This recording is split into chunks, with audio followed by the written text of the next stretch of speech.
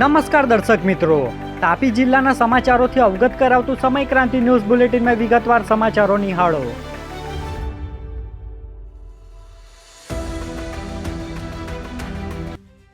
વ્યારાના જીનમાં urea માટે ખેડૂતોનો હાહાકાર. ગોડાઉનમાં જથ્થો છતાં ખાતર નહીં. વ્યારાના ખેડૂત સહકારી જીન ખાતે યુરિયા ખાતર મેળવવા ખેડૂતો વહેલી સવારથી લાઇનમાં ઊભા રહેવા મજબૂર બન્યા છે. ચોમાસું માથે હોવા છતાં ખેડૂતોને ખાતર માટે ધક્કો ખાવા પડી રહ્યો હોવાના આક્ષેપો ઉઠ્યા છે. ગોડાઉનમાં યુરિયાનો જથ્થો હોવા છતાં વિતરણમાં વિલંબ થતાં ખેડૂતોમાં ભારે રોષ ફેલાયો છે. ખેતીના તમામ કામો પડતા મૂકી ખાતર માટે દોડધામ કરતા ખેડૂતો તાત્કાલિક પૂરતો યુરિયા ઉપલબ્ધ કરવાની માંગ કરી રહ્યા છે. નિઝર તાલુકામાં ખેતમજૂર પરિવારના આંગણે ખુશીની ડબલ ભેટ. જર્સી ગાયે 2 વાસરડાને જન્મ આપ્યો. નિઝર તાલુકાના ગામડી ગામમાં રહેતા ખેતમજૂર પરિવારને જર્સી ગાય એક સાથે 2 વાછરડાને જન્મ આપતા ગામમાં કૌતુક અને ખુશીનો માહોલ સર્જાયો છે. ઇન્દુબેન વસાવાના પરિવારે મજૂરી અને પશુપાલન દ્વારા જીવન ગુજારતા વચ્ચે આ ઘટનાને ભગવાનની કૃપા ગણાવી છે. ગાય અને બંને વાછરડા તંદુરસ્ત હોવાનું જાણવા મળ્યું છે.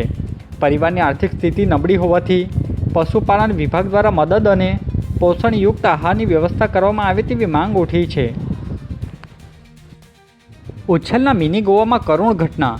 ડૂબેલા પોલીસ જવાનો મૃતદેહ બહાર કઢાયો. ઉચ્છલ તાલુકાના જામકી ગામે આવેલ મિની ગોવા ખાતે મિત્રો સાથે ફરવા ગયેલા દીપકભાઈ ગામિત નામના પોલીસ જવાન નાહવા દરમિયાન પાણીમાં ડૂબી જતાં દુઃખદ મોત નીપજ્યું હતું. મોડી સાંજ સુધી ચાલેલી શોધખોળ દરમિયાન ફુગારામાંથી ભારે જહેમત બાદ મૃતદેહ બહાર કાઢવામાં આવ્યો હતો. પોલીસે આકસ્મિક મૃત્યુનો ગુનો નોંધી પીએમ સહિતની કાર્યવાહી હાથ ધરી છે. વાલોડના રાનવેરી ગામે પત્નીના ઠપકાથી મન દુઃખી પતિએ ભર્યું અંતિમ પગલું. ગળે ફાંસો ખાઈ જીવન ટૂંકાવ્યું. વાલોડ તાલુકાના રાનવેરી ગામની સીમમાં એક કરુણ ઘટના સામે આવી છે. કલર કામની મજૂરી કરતા અતુલભાઈ રાઠોડે આંબાના ઝાડ સાથે દોરી બાંધી ગળે ફાંસો ખાઈ આપઘાત કરી લીધો હતો. પ્રાથમિક માહિતી મુજબ કામ પરથી ઘરે મોડા પહોંચતા પત્નીએ ઠપકો આપ્યો હતો, જે વાતનું મન દુઃખ લાગતા તેમણે આ અંતિમ પગલું ભર્યું હોવાનું સામે આવ્યું છે. ઘટનાની જાણ થતાં પોલીસે ગુનો નોંધી પીએમ સહિતની કાર્યવાહી હાથ ધરી હતી. નિઝરના કોટલી ગામે કૂવામાં પડેલી 2 સાહુડીનું રેસ્ક્યુ. જંગલમાં મુક્ત કરાઈ. નિઝર તાલુકાના કોટલી ગામે આવેલા એક કૂવામાં 2 સાહુડી પડી જતાં સ્થાનિકોમાં ચિંતા ફેલાઈ હતી. ઘટનાની જાણ જીવદયાના પ્રેમી વિશાલ પાડવીને કરવામાં આવતા તેઓ તાત્કાલિક સ્થળે પહોંચી બંને સાહુડીનું સફળતાપૂર્વક રેસ્ક્યુ કર્યું હતું. ત્યારબાદ વન વિભાગની ગાઈડલાઇન મુજબ બંને વન્યજીવોને સુરક્ષિત રીતે જંગલ વિસ્તારમાં મુક્ત કરવામાં આવ્યા હતા. અજાણી મહિલાનો વિડીયો કોલ, પછી બ્લેકમેલનો ખેલ. રૂપિયા માંગ્યા, નહીં આપે તો વિડીયો વાયરલ કરવાની ધમકી આપી. વાલોડ તાલુકામાં ફરિયાદીને અજાણી મહિલાએ વોટ્સએપ વિડીયો કોલ કરી અર્ધનગ્ન હાલતમાં અશ્લીલ હરકતો કરી હતી. ત્યારબાદ મહિલાએ યુવક પાસે રૂપિયા માંગ્યા હતા અને રૂપિયા નહીં આપે તો એડિટ કરેલા ફોટા તથા વિડીયો સોશિયલ મીડિયામાં વાયરલ કરવાની ધમકી આપી હતી. બ્લેકમેલિંગ અને માનસિક હેરાનગતિનો ભોગ બનેલા ફરિયાદીએ વાલોડ પોલીસમાં ફરિયાદ નોંધાવતા પોલીસે ભારતીય ન્યાય સંહિતા તથા આઈટી એક્ટ હેઠળ ગુનો નોંધી વધુ તપાસ હાથ ધરી છે.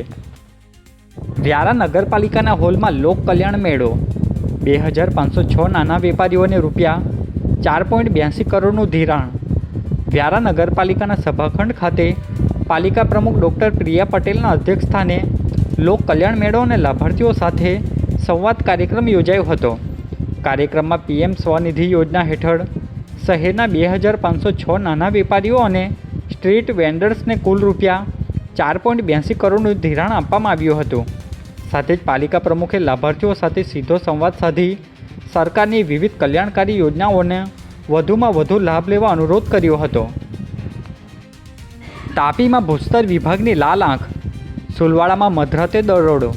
રૂપિયા 75 લાખથી વધુનો મુદ્દામાલ જપ્ત.